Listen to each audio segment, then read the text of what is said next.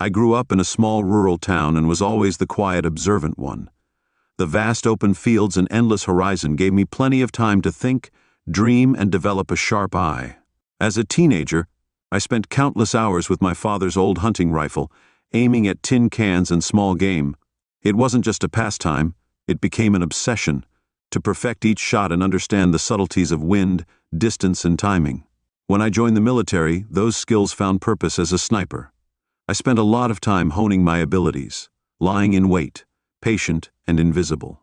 This taught me not just the art of the shot, but the discipline of focus. But life outside the military wasn't. The transition from soldier to civilian was tough, especially with the burden of a dishonorable discharge hanging over my head. A single lapse in judgment, a punch thrown in anger at the wrong superior, cost me everything I had built up. I lost my direction and felt aimless. I drifted until an unconventional opportunity presented itself, an outlet. My skills and a way to start anew, even if it meant walking in the shadows. These moments bring me back to the desert. It's fitting, I suppose, as my crosshairs currently rest on a figure framed perfectly in the distance. I'm not a terrorist nor a common criminal, yet here in this moment I am the villain. My target is the old banker is sweating like crazy even though the air conditioning is on. He's got his head buried in work in his hotel room, and he doesn't even know what's going on outside. My job is to make sure he doesn't get to finish his story tonight. The contract came through in encrypted channels, and the payment was made in cryptocurrency. I don't know who hired me, and I don't care. By the time the authorities figure out what happened, I'll be long gone. I keep watching through the scope. I'm not a voyeur, but I need the right moment to fire for various reasons. I can't take the shot while they're still in the act. Usually when the guy finishes, he either rolls over or he gets up, and that's my cue. I adjust the scope slightly, scanning the visible part of the room through the window. Aside from the couple, there's no one there. I glance at her. She's a beauty. The contract says she's not to be injured, not physically at least. I can't predict how she'd react if she saw her lover's head explode as he heads. I decide that going to the bathroom might be too risky. I look away for a second to stay alert. If I get too focused on the target, I could put myself in danger. I'm here alone without backup or cover, so I have to make sure my position is secure. It is. I'm on a rooftop across the street from the hotel where the banker is staying. I go back to the scope. There, I'm almost done, so I move to a different spot to make sure nothing's changed. Then he starts to move, arching his back, crying out in climax, trembling a few times, and then he goes still. He gets the offer and heads to the bathroom. I finish the task with precision and disappear into the night before anyone notices. By the time the police arrive, I'm already miles away. I stash my gear in one of several storage units I maintain under different names, all prepaid in cash on the drive home. I reflect once again on how I ended up in this line of work. How did I become a hitman specializing almost exclusively in cheating spouses? The shooting part. It's simple. I've always been good with a rifle. I grew up on a farm and hunted regularly, developing a knack for precision, especially with rifles. I could make shots no one else could, almost instinctively. When I enlisted in the Marines and went to sniper school, I learned the technical aspects, such as trajectory and wind resistance. I also knew about ballistics, but I rarely needed to use those skills. I could make shots by instinct, even though even seasoned snipers struggled to replicate what I could do with my own calculations. I probably would have had a great career in the Marine Corps, but then something happened that changed everything and set me on this path. It was a cheating spouse. Gabrielle was a petite, dark-haired French girl I met in a bar while on leave. She was lively, attractive, and alluring in ways that stirred all kinds of thoughts. She spent the evening with my best friend Bobby and me, dancing with each of us in turn. By the end of the night, it was clear there was a spark between her and Bobby. With a forced smile, I said good luck to her. I met a French girl in a bar while on leave. She was lively, attractive, and alluring, and she got my best friend Bobby and me thinking. She spent the evening with us, dancing with each of us in turn. By the end of the night, it was clear there was a spark between her and Bobby, but he was smiling like he didn't mean it. I said good luck to Bobby, but I didn't mean it. Then I went back to Boss. After that, whenever they were inseparable, I often found myself the third wheel, or she'd bring along a friend to keep me company. After 3 months, Bobby showed me the engagement ring he bought her. I inspected the sizable diamond and said, "Wow, Bobby." He laughed and said, I'm not letting her get away. The look Gabrielle gave when Bobby proposed that night stuck with me. I expected excitement, maybe. She seemed happy, but I caught a glimpse of calculation in her eyes before she put on the right face. I didn't say anything. I didn't want to ruin the moment, but I couldn't shake my unease as best man. I organized the bachelor party, and let me tell you, it was legendary. Half the platoon was there, and the night was a blur of drinks, laughter, and chaos. We had to carry Bobby back to his bunk, and he remembered almost nothing the next day. There were dancers, naturally. What's a bachelor party without a few drinks? I made sure Bobby stayed out of trouble before planning the party. I'd even spoken to Gabrielle about boundaries. If she'd said no, I'd have told the guys. Then there wouldn't have been any. I didn't want Bobby divorced before he was married. The wedding was small, attended by her parents, a few friends, and some guys from our platoon. As I said before, I was the best man. 2 months later, we were deployed to the desert for a 3-month tour. I'll never forget that patrol. Our mission was to search a village believed to be harboring rebels. My spotter and I had scouted a vantage point where I could provide overwatch for the team. It wasn't perfect. There were areas I couldn't see, but it was the best option available. Bobby had been acting strange all day. He was unusually anxious and short-tempered. He was even more irritable than usual, which was out of character for him. I asked him what was wrong. He just replied with a forced grin and said he was itching to get going. That was the last conversation I ever had with Bobby. He didn't come back from that patrol. I didn't see what happened since his position was out of my line of sight, but his team reported that when they encountered the enemy, Bobby stood up, shouted something like "Go you fools," and charged, firing his M16 at. He was shot in the hip like he was in a movie. He didn't make it 3 meters before they cut him down. As his best friend, it was my job to gather his belongings for shipment back to the U.S. That's when I found the letter. Dear Bobby, I know this is the coward's way, but I have to tell you that I've been seeing someone else and we've fallen in love. I'm leaving you so we can be together. I want you to know I truly loved you, but the time apart made me realize I'm not in love with you. You deserve better.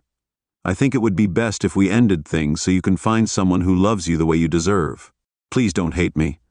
John says you have a month left on tour, so by the time you return, I'll be moving out. I won't ask for anything in the divorce and hope we can remain friends. If you can forgive me, best wishes. Gabrielle, damn witch, I yelled after reading it. Everything about Bobby's behavior suddenly made sense, and I knew there had to be consequences. My tour was cut short so I could escort Bobby's. When we unloaded the coffin, Gabrielle approached it, tears streaming down her face. She placed her hand on the casket, but I stopped her. Don't you dare, I said, my voice cold. What do you mean? She asked, shocked and betrayed. I hissed, stepping between her and the coffin. She recoiled, stunned. That's when I noticed the officer with her. It was Colonel John Edwards. My stomach churned as I saw him draping an arm over her shoulders in a gesture of comfort. What the hell is he doing here? I couldn't hold back my rage. Are you the one she left him for? The colonel ordered. His tone was commanding. How dare you? I shot back. You sent a Dear John letter to an active duty soldier right before a mission. What did you think would happen? That's enough, he barked. I couldn't contain myself. My first punch landed squarely on his throat, dropping him to his knees. A kick to the groin sent him to the ground. I followed with 4 strikes to his face before security. I was restrained. I got satisfaction later when we were both court-martialed for misconduct, and he was discharged without a pension. I spent a year in military prison, leaving with an dishonorable discharge. After my release, I couldn't move on. It took me a year to track down Gabriel, who had relocated to Canada and was living with a French-Canadian businessman. I don't know what happened to Colonel Edwards. He disappeared from the picture. I consider Ed simply shot her from a distance. It would have been easy. No security, no cameras. But she wouldn't understand why, and I wanted it to be personal. I wanted her to know who and why. One night she was at a dance with friends. True to form, she was cheating on the guy kissing her. He wasn't her businessman. I watched from the bar as he whispered in her ear, and they moved toward the exit. I followed, circling the building, and saw them heading to an SUV in the parking lot. I waited by my car to see if they'd drive off, but when he opened the back door, I knew it was happening right there, quietly. I approached as I got closer and saw Gabrielle bent over the back seat with the guy behind her. I didn't want to eliminate him. I had no issue with him. I quickly strangled him until he collapsed unconscious on the ground. It took her a few seconds to realize the movement had stopped. When she turned, she saw me standing there pointing my Glock 9 at her. Her eyes widened in recognition, and she opened her mouth to speak. I cut her off. Bobby said, "Hi," which I acted on quickly to ensure the mission's completion before stepping away unnoticed. Before the sound of shots reached the bar, I was already gone. Crossing back into the United States in under 4 hours, avenging Bobby gave me, and I figured that at that very moment. Lots of people were dealing with infidelity. Some might want to reconcile, while others would probably opt for divorce.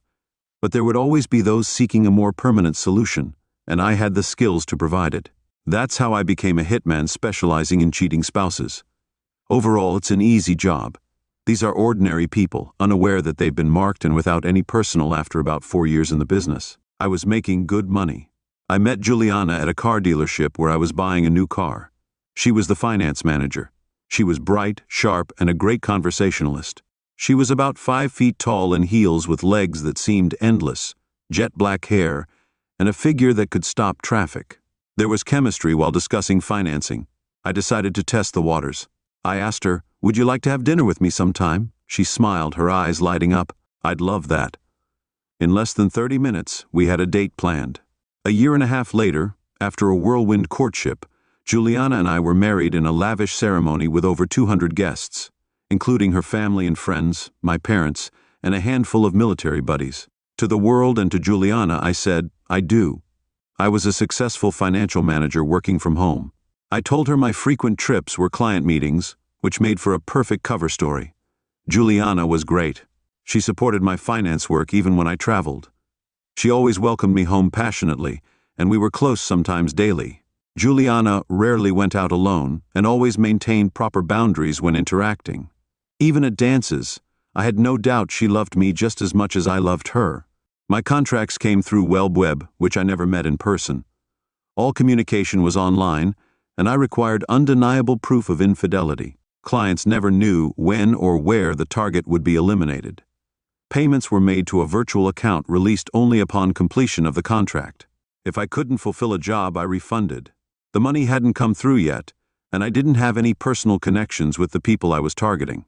I was working with untraceable cryptocurrency, and law enforcement never came close to me. Most of my targets were men, and when women were cheating, they often wanted them dead. When women were cheating, their partners usually wanted the other man eliminated. Of course, there were exceptions, but I had no moral qualms about it. My clients paid well, and I believed that cheaters got what they deserved. Life continued smoothly after 3 years of marriage. Juliana and I had our first child, followed by another just 18 months later. We provided a stable home, and our kids grew up well, eventually attending college and getting it fully paid for as they left home. Juliana started working at the dealership again. While I worked mostly, I was working from home with the odd business trip here and there. I decided it was time to retire. 1 or 2 more contracts would fully fund my pension. I was tired of looking at the job board for contracts. I saw 2 jobs there, one nearby and another across the country. I chose the local contract, thinking it would be my penultimate job. The target was a man named Peter Miller. The attached dossier was, Peter was a group insurance salesman covering 3 states, including mine. He traveled frequently and was married to Janine with 3 young children. Paul, Mary, and Siobhan, reports from private investigators, included evidence of him having affairs with 4 different women. He was currently staying at a hotel less than 50 miles away for a week. The dossier listed the hotel and even his room number. The dossier noted that he often traveled with a woman who wasn't his wife, though it was unclear if he had company this time. The photos in the dossier were typical pictures of Peter, his wife, and his kids. I always found it odd that photos of the children were included, but they always were. The research was thorough. I Googled the hotel and confirmed that Peter's room was on the 5th floor, east side. I then did a quick check of Google Earth. I saw an unfinished building down the block from the top floors. I could see Peter's room easily, as the surrounding buildings were only 3 stories high. I told Juliana I was going on a trip next week. I'll leave on Monday and be back by Thursday or Friday. Juliana looked up from her book. I thought you were done with. She said those trips might be the last, but if this doesn't work out, there could be one more. She nodded and smiled. That means we'll have the whole weekend together. We didn't spend the entire weekend in bed, but it was a close call. After a fantastic Friday night, we spent Saturday running errands before enjoying dinner at our favorite restaurant. The rest of Saturday night and most of Sunday were spent together in bed. On Monday morning, I left the house, drove to the airport and parked my car there. I then walked about a mile to a nearby warehouse where I kept an inconspicuous car for jobs like this. It was a gray Toyota sedan that was utterly forgettable, registered under a fake ID strong enough to pass police scrutiny. It was perfect for my purposes. I positioned myself on the 7th floor of an abandoned construction site with my rifle trained on the target's hotel room window. It was just after afternoon when the man entered the room. He fiddled with his belongings for a while, made a brief phone call and then left. I didn't follow him because I knew he'd return, so I settled in to wait with the site abandoned. I wasn't worried about being discovered because he returned after 6:00 p.m. He seemed to be in a hurry, so he went straight to the bathroom to shower, then walked back to the bedroom. Nothing unusual about that, but his physique didn't explain why he seemed so thin and uninspiring. It was clear his charm must lie in his words rather than his body. After about 30 minutes, he dressed and left again. I ate some food and waited confident he'd return with a companion. I planned to take some photos. I had proof of his infidelity, so I was going to put a bullet in his skull. The contract didn't say what was going to happen to the woman, so I decided to spare her.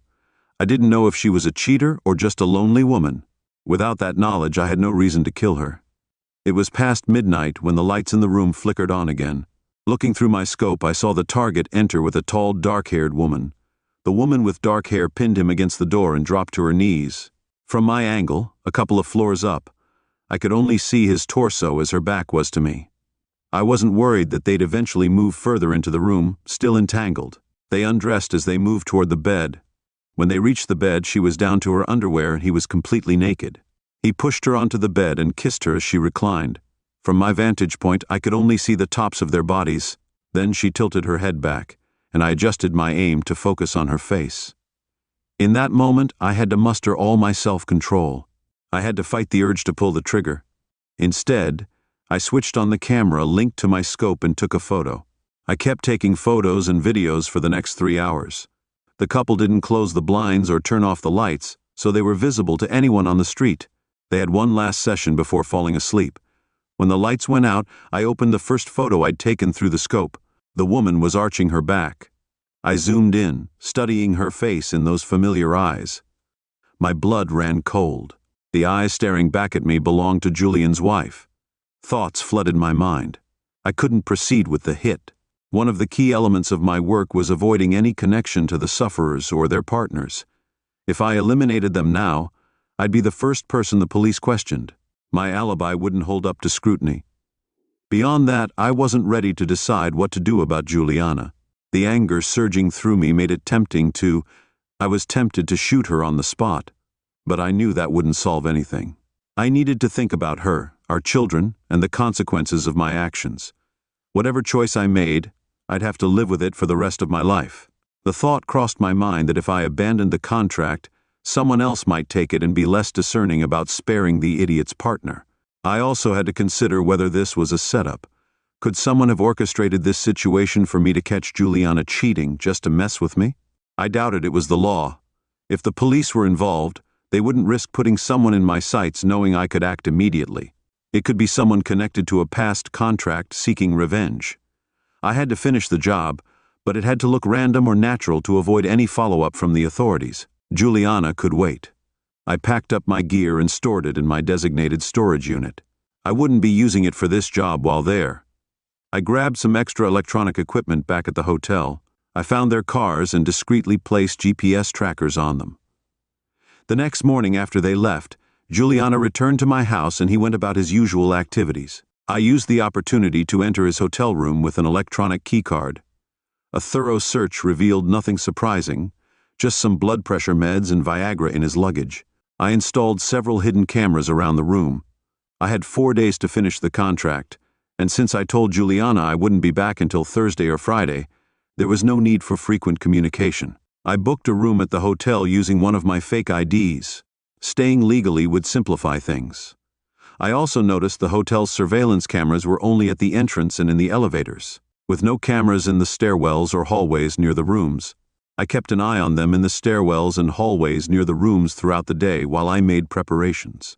Juliana went to work, hit the gym, and then returned home later. The man's tracker indicated he was heading toward my house. I was pretty annoyed, vowing that if she let him inside, I'd get rid of them both without caring about the consequences. Thankfully, he stopped about 5 blocks away just after 6. At 6 in the evening, Juliana called. She said, "Hi, honey, I missed you last night. I thought you'd call." I replied, "Sorry, I fell asleep in front of the TV. When I woke up, it was late." She said, "I thought so. That's why I didn't bother you." I said, "I'm not happy about this. This was the first time I knew Juliana had lied to me, but I'm sure there have been others." "How's the meeting going?" she asked sweetly. An unexpected complication came up. Someone showed up at the meeting who raised some questions. "I think I can close the deal, but it might take a little longer. It'll take a bit longer than expected, but it'll be done by Friday instead of Thursday." She asked if I was disappointed, and I said sarcastically, "Oh no, not at all. I'm happy this is your last trip. If it takes one extra day, it's worth it." "What are your plans tonight?" I asked, keeping her talking. "I just got back from the gym, so I'm going to relax in front of the TV." She said casually, "Then I'll go to bed early." "Well, remember what my mom always said, if you're not in bed by 11, I joked, you have to go home." She laughed softly and said, "I'll call you tomorrow night." "I miss you," she said. "Good night." I went to the hotel after picking it up. The target was back in his room. I checked the camera feed and saw him on the phone. "Hi, Jules," he said cheerfully. Juliana hated it when people shortened her name, yet she let this guy call her Jules. It was a small thing, but it bothered me. "I just got back. Give me an hour, and I'll meet you downstairs at 7:30. I'll make sure you don't remember that guy at all. You married him?" he added, with a smug grin. After listening to her response, he softened. "No, Juliana, I didn't mean to upset you. Baby, please." He stared at his phone in frustration. "Crap," he muttered. I smiled grimly. It seemed his night of fun had hit a snag. Moments later, my phone rang. It was Juliana. "Hi, baby," she said. "How are you? I'm fine." "What's up?" I asked, trying to hide my irritation. "Nothing," she replied quickly. "I just realized I didn't say I love you earlier, and I wanted to make sure you knew." Her voice sounded slightly off, almost upset. "Are you okay?" I asked cautiously. "You sound different." "I'm fine," she insisted too quickly. I saw Peter on his phone again, so I called. I suggested we talk for a bit. I thought it would feel like I was there. I waited to see what she would do. Keep talking to me or return to her lover for more sweet talk and another night together. She chose poorly. "Oh, come on," she said, a little annoyed. "Listen, my mom's trying to call. I just wanted to tell you I love you. Good night." Before I could stop myself, the words escaped. "Good night, Jules," I said, a little coldly. I hung up, wondering if she had caught the icy tone in my voice back in Peter's room. His phone rang again. His grin returned as he answered, "Hi, baby, yes, I'm so sorry. I know you don't like it when I say bad things about him. It's just my insecurity. I just want to be the best lover for you and make you feel as good as you make me feel." He paused, nodding. "Okay then, tomorrow. How about dinner at Archie's? I'll book a table for 7. Yes, I love you too, Juliana. Good night." I heard him tell her he loved her. I felt another surge of anger. Was she in love with this man? Was she just pairing the words I'd find out soon enough? Shortly after he called room service to order food and beer, it was time for me to act. I waited for the food to arrive and for the staff to leave. Once Peter had started eating, I knocked on his door and stood to the side. He couldn't see me through the peephole, and I didn't think he'd check when he opened the door. His face was twisted in shock as he stared down the barrel of my silenced Glock. "Good evening, Peter," I said pleasantly. "Mind if I come in?" His mouth opened, but no sound came out. I stepped forward, forcing him to retreat as the door closed behind me. "What do you want?" he stammered. "I have about $500 in my wallet. You can take it." I chuckled softly. "So rude," I said, shaking my head. "I just want to have a nice chat." "What chat about?" he asked. "Well, your employer, someone you're quite familiar with, wants some answers. I've got a lot of information, but there are still some gaps. If you lie to me, I'll find out and I'll have to take action." Peter turned pale. "I don't relax," I interrupted. "I don't want to shoot you. That sounds like too much effort." Your wife would prefer to ruin you financially, potentially, rather than have you dead. She thinks your kids might miss you if you were gone, but she wants the truth. And let me be clear, she'll find every woman you've been with and let their husbands know. If you tell me everything now, I'll leave this room without turning it into a crime scene. That sounds fair to me. I grabbed one of the beers she'd ordered and took a sip. Is this the best they've got here? I said, wrinkling my nose. Peter's eyes quickly looked towards the door, but he seemed resigned to the situation. If I tell you everything, you won't shoot me? He asked, sounding hopeful. I won't shoot you, I replied. I'll leave and you can move on with your life, but I suggest you call your wife after I'm gone. Maybe if you tell her, she'll forgive you for the kids' sake. Peter slumped into a chair. What do you want to know? There are 4 women I already know about. I need more details about one of them, Juliana. She works at a car dealership. Tell me everything. How you met, how long it's been, the whole story. Peter took a moment to collect his thoughts, but he knew he had no choice but to go on. He began slowly and carefully. I met Juliana 4 months ago. I went to her dealership to sell insurance and we hit it off right away. She's gorgeous, charming, and has an amazing body. I couldn't resist. I asked her out to lunch, and she said yes. He swallowed nervously and continued. After lunch, she surprised me. She suggested dinner that same night. She told me her husband was out of town that evening, so we ended up at my hotel. It was a night I'll never forget. I grimaced, but motioned for him to go on. How often did you see her? I asked. 8 or 9 times, he said. He admitted that whenever her husband was away, she'd call if I could make it. I'd come here. He even canceled dates with my other girlfriends for her. She's better than any of them. He smiled briefly, lost in the memory, but sobered when he saw my expression. He finished his beer and glanced at the mini-bar. Can I have another? He asked, hesitantly. I nodded. He helped himself, but let him keep this civil. It would be unfortunate if I had. To clear up a misunderstanding, Peter chuckled nervously, grabbed another beer and sat back down. I pressed further, so Juliana was calling the shots. Do you think she's done this before? He shrugged. Probably. She's too skilled to be new at it, but she wouldn't even tell me his name once. I called him and she was really angry and she gave me a hard time. That's why she didn't meet me tonight. She's still mad at me. I frowned. It's interesting that she's so protective of him while doing what she's doing. Peter laughed. She's got this strange split personality. One part is the devoted wife who won't tolerate anyone disrespecting her husband. The other part is the woman who comes to me for fun. It's like she doesn't see any contradiction. I leaned back and thought about what he said. I'm not sure her husband would share that perspective. I said quietly, Have I said that to you before? He winced and clutched his chest. You okay? I asked. Just indigestion, he muttered. Probably the beer, he added. He rubbed his left arm absent-mindedly and then began choking. His face turned purple and sweat poured down his forehead as he clutched his chest with both hands. Help me, he gasped. Panic was in his eyes. I locked eyes with him. I told him, Peter, look at me. He raised his head weakly, barely able to breathe. You should have stayed away from Juliana. I said it coldly. She's my wife. His eyes widened in shock, just before rolling back into his head. He slumped over, motionless. I knew he was gone, though it would take another 10 minutes or so. I had about 15 minutes to get rid of any evidence before the police arrived. I turned on the TV at a low volume and arranged the food in front of it. When his body was found, it would look like he died of a heart attack while eating dinner and watching TV. Given his blood pressure medication and Viagra, I was confident an autopsy would attribute his end of life to natural causes. I checked his body one last time to confirm he was dead, then ensured the hallway was clear. I hung a Do Not Disturb sign on his door and went back to my room the next day. Juliana called around 5, just to let you know, it's 30 p.m. Hey, how was your day? I resolved one issue and I'm confident I can settle the last one soon. You really need that job, Juliana laughed. That sounds amazing. I'll talk to Barry tomorrow and see what he says. I'll call you tomorrow night so we can book tickets. Perfect. What's your plan for tonight? Same as always, I have some work to finish, and then I'll watch a show. I glanced at the clock, knowing she thought she had a dinner reservation at 7. It'll take at least 40 minutes for her to get dinner ready, she said casually. I'll talk to you tomorrow, okay? Enjoy your dinner and cheat. There was a knock on Peter's door.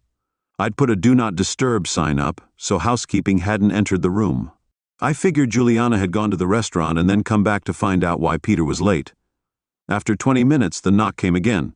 The door squeaked as a hotel employee entered, followed by Juliana. They found Peter slumped over his dinner, unmoving. The employee rushed to him while Juliana stood in the doorway watching. "Is he dead?" she asked flatly. The employee checked. The hotel worker checked Peter for a pulse but saw that he was already dead. Juliana turned and left without saying anything. The hotel worker realized she was gone when she saw the elevator leaving the hotel. The police and paramedics arrived shortly after.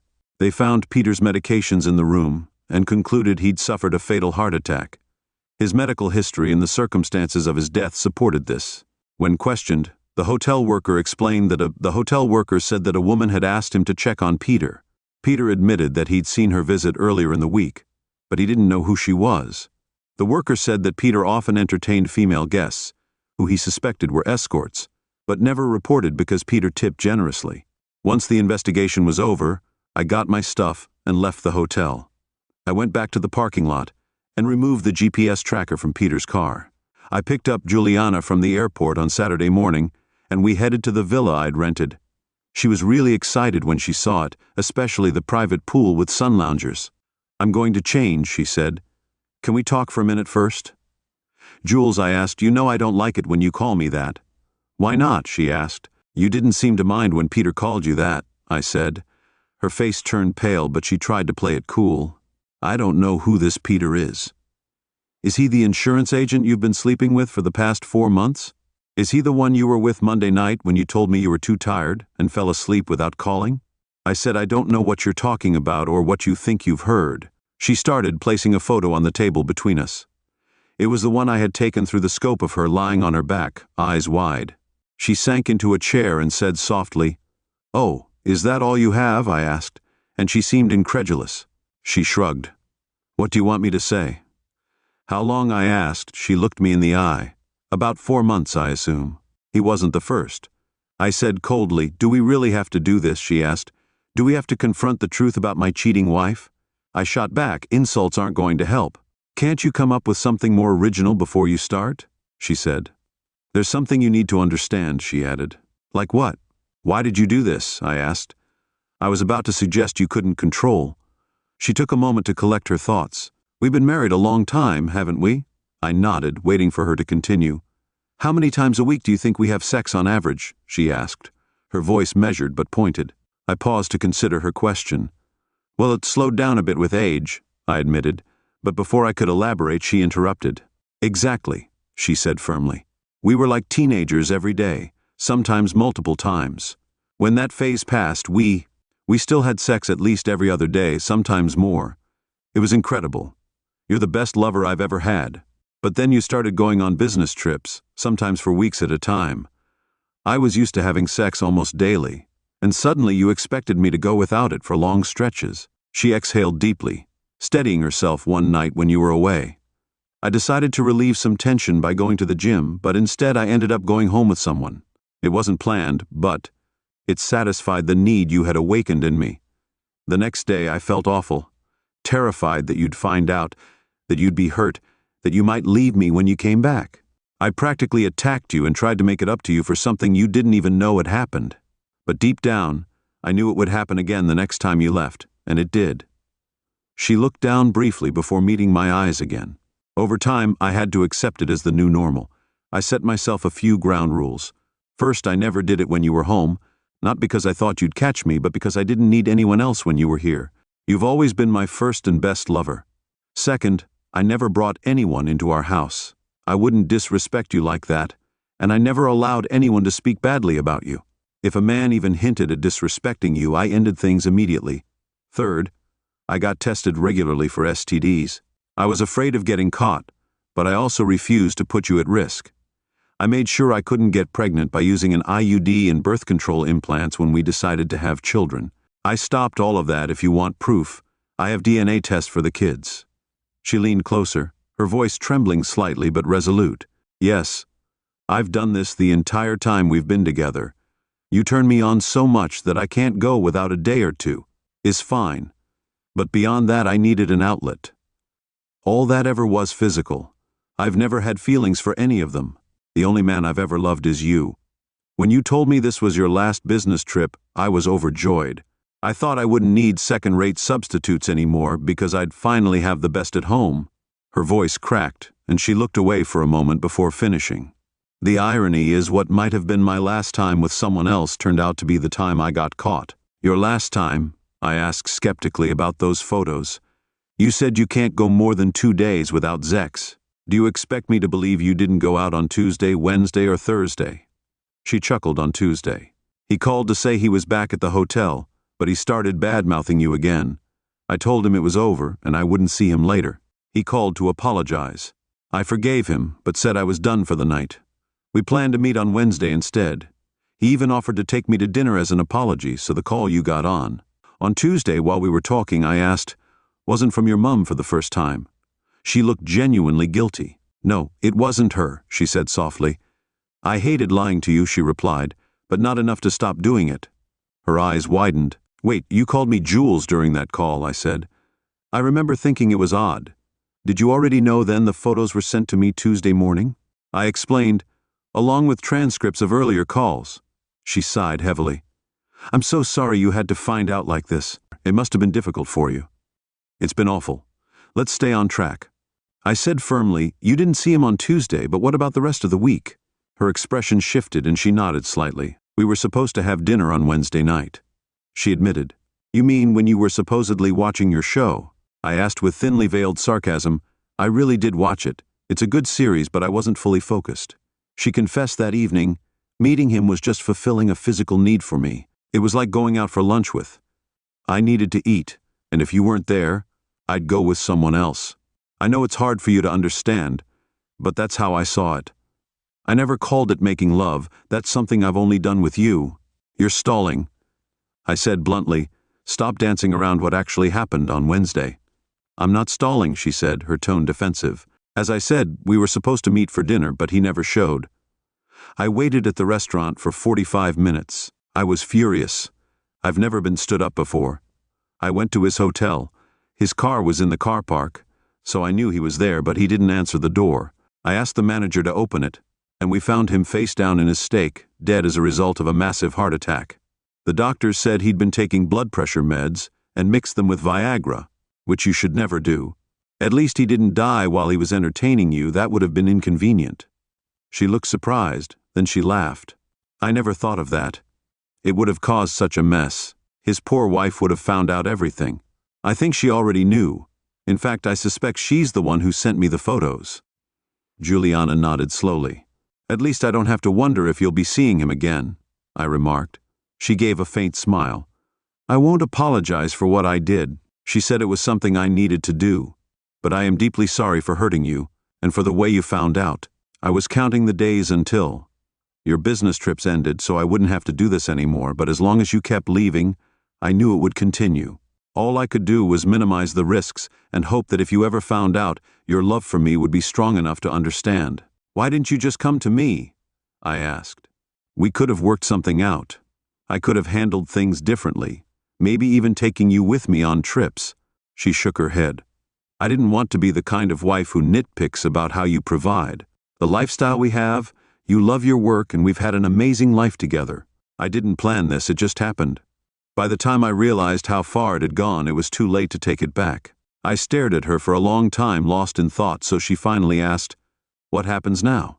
I stood and went to the kitchen, opening a bottle of wine and pouring us each a glass. I set the bottle on the table and handed her one. I sat back down and drained half of mine in one gulp. "I don't know," I said honestly. "I need to think this through. We've been together for so long, and I thought you loved me as much as I loved you. We had a great life together and were intimate often, but you weren't the only one who struggled when I left. I also went without Zex for weeks, even months. I had opportunities to have lunch with other women, but I stayed true to our vows. I don't understand how you could let your physical need override everything. Our promises, our marriage, our life together. Was it just for Zex? I think you're going to claim some kind of Zex dependence. Do we need to send you to therapy?" She started to speak, but I raised a hand. "No, please let me finish. I let you explain, so give me the same courtesy." I refilled her glass and then mine. I have so many questions. How can you separate sex and love so easily? I always thought men were the ones who could do that, not women. If you're being honest about not loving any of them, then you risked everything for bad sex. How do you think that makes me feel? And what about? It's been said that men's Z drives decrease with age, while some women's increase. Am I supposed to come home one day and find some young guy in our bed because I can't keep up? How can I live with myself knowing our entire marriage was a lie? Dozens, maybe hundreds of men over the years. You say you got tested, but that doesn't eliminate the risk you could have given me something deadly, even HIV. What about if you could have eliminated us both? Where would that leave our children? Her face tightened and she began absent. I gave my left arm a little rub as I smiled grimly. Peter was a piece of trash, I said. He caught feelings for you and told me he'd even canceled dates with other women whenever you called her. My friend's eyes widened in shock. When did you talk to Peter? I asked. Oh, I said. I had a chat with him the night he died. I wanted to make sure you'd never see him again. She looked panicked. What did you do to him? I leaned forward, my voice low and cold. What happened to him was a consequence of his actions. Now you understand the price of betrayal. I sat there in silence after my revelation, letting it sink in. The weight of my words sank into the space between us. Juliana froze, her face an unreadable mask, but her hands trembled slightly, her fingers clutching the stem of her wineglass as though it was the only thing tethering her to reality.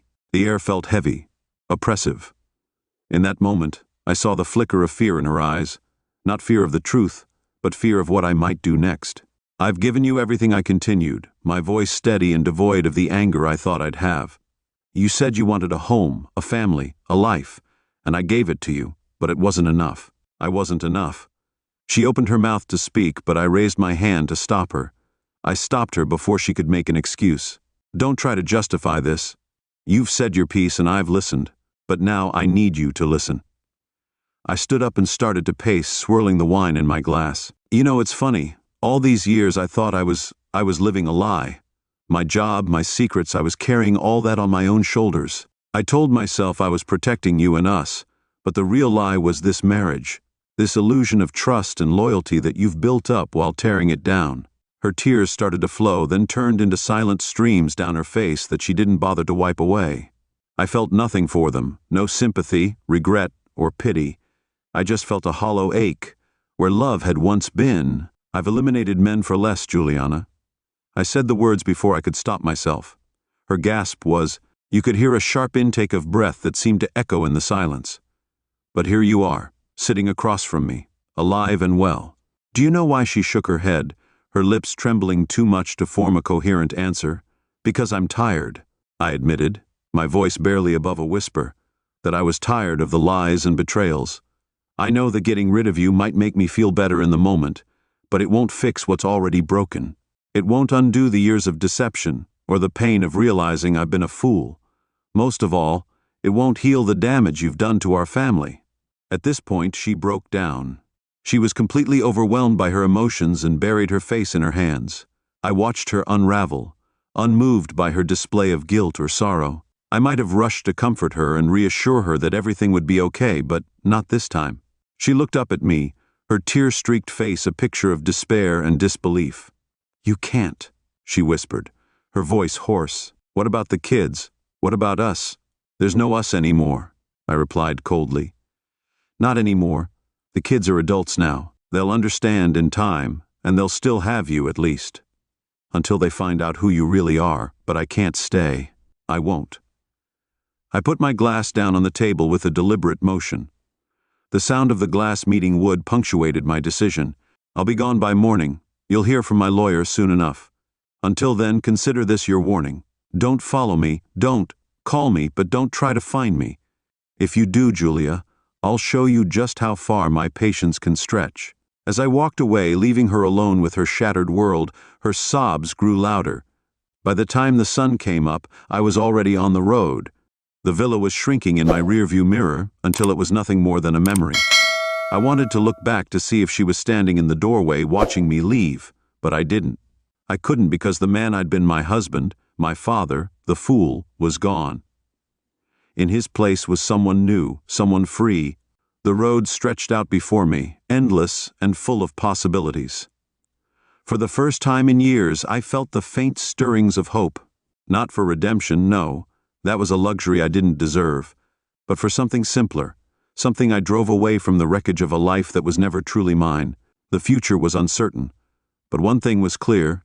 I would face it on my own terms, free from the shadows of betrayal and deceit.